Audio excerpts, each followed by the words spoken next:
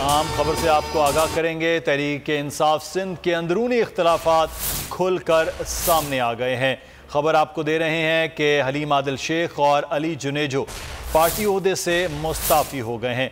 राव अफनान हमारे नुमाइंदे इस वक्त हमारे साथ मौजूद हैं। राव, अभी तो ऐलानात हुए थे इन ओहदों के, तो अभी इस्तीफे भी आ गए?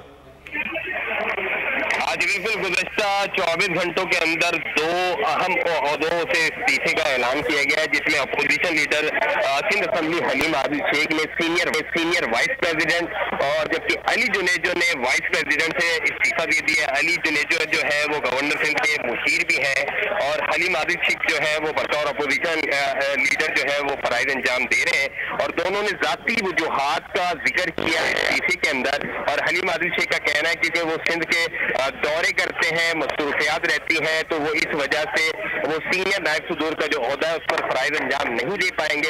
इसी के साथ साथ अब जो डिविजनल के जो ओहदेदारान हैं उनकी जानिब से भी इस्तीफे दिए जा रहे हैं और मीरपुर खास डिवीजन के जो अली हैं उन्होंने भी अपने सेक्रेटरी जनरल मीरपुर खास डिवीजन के इस्तीफे का ऐलान कर दिया और जनरल सेक्रेटरी को इस्तीफा जो है वो अरसाल कर दिया है। तो सीनियर नायब सदूर के बाद जो है वो जिलाई सतह पर जो डिविजनल ओहदेदारान है उनकी जानिब से भी इस्तीफे पेश किए जा रहे हैं। गुज़श्ता रोज जो है वो पार्टी ओहदेदारों के हवाले से अली जैदी ने जिनको नामजद किया था उनके हवाले से नोटिफिकेशन जारी किया गया था। ठीक है, राव अफनान हमें तफसीलात से आगाह कर रहे थे, बहुत शुक्रिया राव आपका। सब्सक्राइब करें और बेल दबाएं ताकि कोई खबर रह न जाए।